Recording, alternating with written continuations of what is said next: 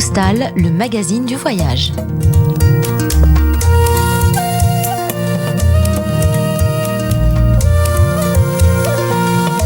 Bonjour Evelyne Dreyfus. Bonjour Léa. Evelyne, vous êtes avec nous dans Carte Postale chaque semaine pour nous faire un peu rêver. Puis aujourd'hui, je crois que le terme correspond parfaitement au thème. Vous allez nous emmener dans une ville pour nous faire vivre un peu la vie de palace, si j'ose dire. C'est la ville de Gstaad. On en avait parlé, on en avait dit 2 mots l'autre fois lorsqu'on avait fait une émission sur la Suisse. Mais là, c'est la vie du grand palace de Gstaad. Et quand on dit grand, je crois qu'on galvaude pas du tout le terme, n'est-ce pas? Il est immense. Tout dépend de ce qu'on appelle grand. Il est pas, il est grand, mais bon, il y a les tennis, il y a tout ça, il y a toutes les dépendances, faut quand même, voilà. Alors c'est un petit château, quoi. En gros. Oui, ça a d'ailleurs une petite allure de petit château qu'on voit dominer. Gstaad, qui n'est vraiment pas une ville, mais un village. C'est à peu près 3500 habitants. Oui. Avec Zanen, le village à côté, qui est jumelé, ça doit faire à peu près dans les 7000. Donc, ça reste quand même très, très modeste. C'est un village d'éleveurs. Il y en a encore. Parce que, quand même, en Suisse, on garde les traditions. Mais en fait, il y a une juxtaposition absolument étonnante entre ce monde-là, qui reste, et puis les rues de Gstaad, bourrées de Givenchy, Chanel et autres trucs, parce que finalement, à part quelques commerces, épiceries de luxe, boucheries de luxe et aussi, je veux dire, franchement, voilà, vous trouvez pas des petits commerces de base, quoi. Parce que pendant la saison, il y a des tas de personnalités connues qui vont à Gstaad parce que ce grand hôtel dont vous allez nous parler, c'est un hôtel qui est à un prix pas du tout raisonnable, j'allais dire. Non, mais rien n'est raisonnable. Rien n'est raisonnable. C'est raisonnable pour une certaine société, si vous voulez. D'abord, c'est historique. C'est en fait la vallée quand on a pu la joindre au début des années 1900 avec le train à Crémaillère qui part de Lausanne, ça a évidemment ouvert le tourisme, ça c'est clair. Et puis surtout, il y avait là-bas, il y a toujours l'Institut Le Roset où tous les enfants des riches de ce monde passent leurs études, et ce sont ceux-là qui viennent, entre autres, qui sont revenus chaque année au Grand Hôtel. Donc c'est un entre-soi déjà, je vais dire. C'est à la fois des fils de familles régnantes, des fils de grande bourgeoisie, des fils de vedettes, de grands acteurs, etc. Donc il y a tout ça qui s'y retrouve. Alors c'est un endroit étonnant parce que d'abord c'est beau, comme un palace, mais c'est pas ostentatoire du tout. Alors justement, quelle est la différence? Quelle est la marque de fabrique de ce grand palace de Gstaad par rapport à tous ceux qu'on connaît, les 5 étoiles et même plus, ceux qui ne sont même pas étoilés tellement ils sont c'est un peu luxueux. inimitable parce que c'est historique, ça fait longtemps que c'est en place, que c'est une fidélité, que c'est la même famille. Enfin, c'était pas tout à fait la même au départ, mais là ça fait 3 ou 4 générations de la famille Schertz qui a cet établissement, donc c'est familial, ce n'est pas une chaîne de toute façon. Et puis surtout, c'est le lieu. En fait, c'est une maison de famille pour un petit nombre de happy few dans le monde. Bien sûr, C'est la Suisse.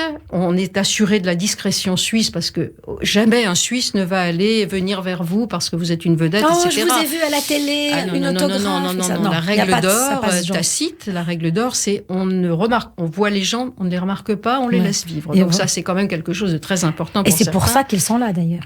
C'est entre autres pour ça. D'abord, parce que c'est voir et être vu. Je pense que quand on arrive à Gstaad, même quand on a sa propre maison, ce qui était le cas de Johnny d'ailleurs, qui a toujours sa maison là-bas, on vient quand même au palace pour voir d'abord qui est là. Oui. Pour savoir qu'on est là, voilà, etc. Vous avez Polanski, vous avez tout ce qui... Tout le gratin. Tout le gratin, vous aviez une certaine époque, et ça ne se savait pas, s'il y avait le Shah d'Iran qui était arrivé là quand il a rompu avec Soraya. Il a élu domicile. Voilà. Non, il n'a pas élu domicile, mais il était là pendant quelques temps, donc quand il a rompu avec Soraya, et personne ne savait. D'accord. On l'a su quand il y avait une haie d'honneur au départ, où il a donné des pièces d'or, je crois, du personnel qui s'en rappelle. Je veux dire, parce que les cadeaux sont quand même aussi à l'avenant. Mais pour le reste, c'est absolument stupéfiant, parce que d'abord, on vous regarde pas comme quelqu'un d'étranger. Si vous êtes là, on considère que vous avez tout lieu de l'être.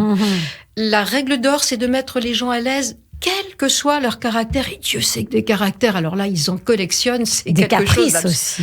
Alors voilà, le personnel est rompu absolument à tout. Le personnel de service, restauration et tout ça, ils sont tous italiens, issus de la même région, ils se cooptent.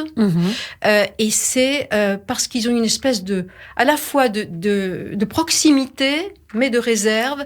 C'est le juste ton. Et en fait, ils sont en famille avec tout ce monde-là. Alors, vous êtes parti justement là-bas pour aller un peu enquêter pour nous, pour notre émission, et vous avez interrogé, vous avez interviewé le directeur de ce Alors, grand Monsieur hôtel. Schertz, qui est l'ancêtre, enfin, qui est, maintenant, ce sont ses petits-enfants qui ont le truc. Alors, qu'est-ce qu'il vous dit de l'ambiance et de comment il gère écoutez, un tel établissement? lui gère plus. Je vais dire, le problème, c'est la gestion. C'est pas tellement le problème. C'est-à-dire qu'il n'y a rien d'impossible.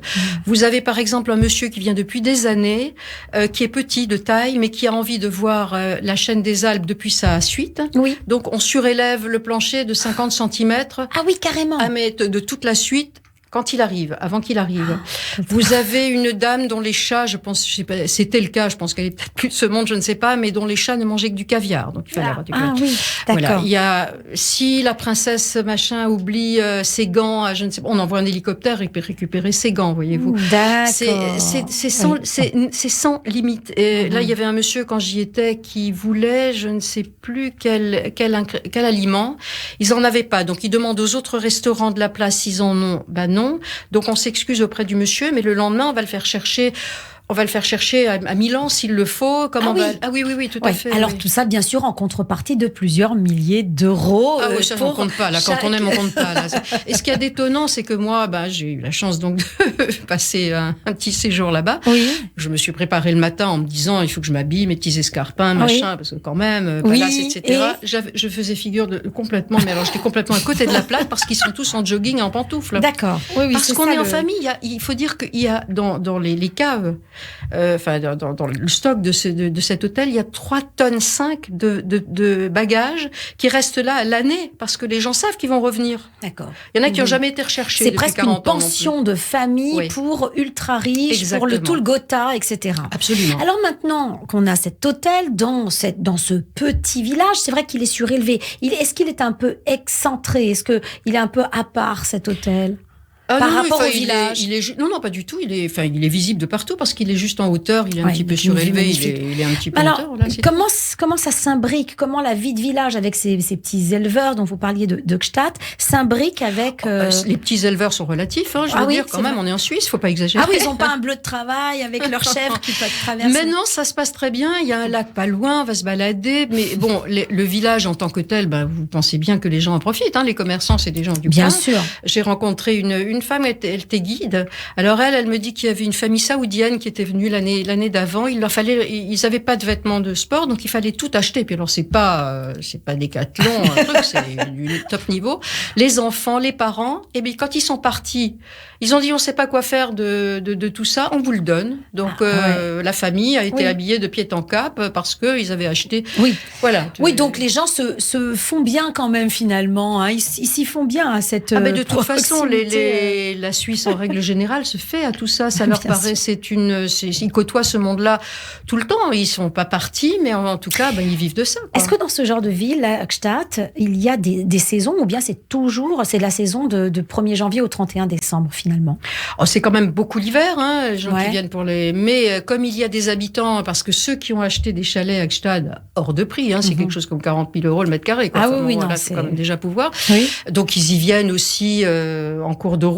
Et puis, il faut quand même aller prendre un verre que vous pouvez aller prendre d'ailleurs. Alors justement, on y vient, parce que si on en parle ce matin, c'est un petit peu aussi pour donner des conseils. Si on a envie d'y aller, on prend le train de Paris, mettons de Paris. Mais vous prenez le Lyria jusqu'à Lausanne. Jusqu'à Lausanne. À Lausanne, tous les quarts d'heure, vous avez le train à Crémaillère qui part vers Zanen, donc qui est à la Zanen-Gstaad. C'est le même. C'est le même truc. Et là, alors, qu'est-ce que vous nous conseillez de faire, de voir pour passer, par exemple, une journée? Parce que je pense que la nuit, déjà, moi, je peux pas. Déjà, tout dépend de vos centres d'intérêt, c'est-à-dire que vous avez évidemment, si vous cherchez les boutiques de luxe, vous serez pas déçus. Ça, c'est clair. Vous avez d'ailleurs des gens qui se pavanent au milieu de la rue avec des manteaux et ils savent pas ce qu'ils font, mais ils se baladent. Oui. Il y a un monsieur qui se balade avec un chien Saint-Bernard qui est sur sa carriole parce qu'il y a des trucs tirés par les chevaux. Vous pouvez faire une balade à cheval autour du lac qui n'est pas loin, qui est très beau. Ça, c'est vraiment une balade sympathique, ça. C'est super sympathique. On peut manger. Vous avez, ils ont fait partout ailleurs d'ailleurs. Ici, ils ont des trucs à fondu, enfin des espaces à fondu extérieurs. C'est-à-dire que vous avez une espèce de grande installation en bois avec des bancs Et au milieu, il y a un grand chaudron, en fait. Avec du fromage fondu. Et vous venez avec votre fromage, vous mangez la fondue en plein air, quoi. Ça, vous pouvez le faire. Ça, c'est super. Et est-ce qu'on peut aller dans ce grand hôtel pour aller prendre un verre? Ah, mais absolument. Il n'y a pas de problème. Vous serez même pas. Mais surtout, il faut chausser les baskets. Il y a le feu de cheminée. Non, oui, enfin, vous venez comme vous voulez, mais de toute façon, tout est autorisé. Quand je suis arrivée, il y avait une dame asiatique. Il y avait un pianiste qui jouait, feu de cheminée, etc. Il y a du champagne sur toutes les tables. Et puis, la dame a eu envie de chanter une chanson d'Elvis Presley. Donc, le pianiste l'a accompagné. Et puis, 5 minutes après, il y avait un petit gamin de peut-être 6-7 ans qui devait apprendre le piano. Et puis, il a cédé la place au petit gamin qui jouait du piano. Ouais. On est quelque part en famille. C'est un drôle. À voir, en tout cas, à voir. On passe une journée très particulier. Oui, tout à fait, vraiment. Oui, absolument. Mais c'est très pour beau, être totalement dépaysé sur tous les points de vue. Hein. Et puis surtout, le personnel ne vous dira jamais que les gens font des caprices. Hein, ça jamais. Ils ont des relations avec eux en dehors. C'est-à-dire que les gens les appellent, ils considèrent un peu que c'est la prolongation de leur personnel chez eux, aux États-Unis, dans le Golfe. Donc ils les appellent des fois. Guildo, que j'ai appelé, qui était le maître d'hôtel historique pendant 49 ans. Oui. La famille Schertz a créé, quand il est parti en 2017, et il est parti à la retraite, dans son village italien, je l'ai appelé là-bas pour un petit peu lui demander, la famille Schertz lui a organisé un pot de départ, si on peut dire. Des gens sont venus du monde entier. Et on lui écrit encore, il m'a dit, vous n'imaginez même pas les cadeaux que j'ai reçus de la part des gens. Quoi. Oui, ça doit être un homme exceptionnel pour être apprécié comme ça. Et son restaurant, il y a un restaurant de fondue qui s'appelle le Gildo, absolument, et qui est, savez-vous où? Non. Dans ce qui fut le coffre pendant la guerre de la banque suisse, qui est en dessous d'un des balcons de l'hôtel, et qui est devenu, alors c'est la chambre forte, qui est devenue un restaurant. Il y a toujours la porte blindée, il n'y a plus de lingots. Ça, vous m'avez devancé. Voilà. Si on regarde bien, vous êtes sûre, on peut rien trouver. Je vous laisse chercher. En tout cas, merci beaucoup, Evelyne, pour nous avoir donné un peu le goût de cette vie du grand palace de Gstaad, donc en Suisse. Lausanne, facile, et de Lausanne, on monte en 15 minutes, c'est ça? Absolument. Merci, à la semaine prochaine. Un peu plus que ça. Un peu plus, peut-être? Oui.